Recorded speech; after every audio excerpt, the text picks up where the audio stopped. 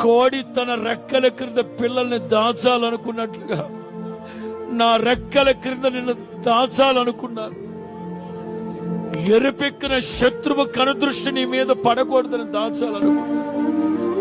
ఎందుకు ప్రభువుకు దూరం అవుతున్నావు? ఎందుకు ప్రభువుకు దూరం అవుతున్నావు?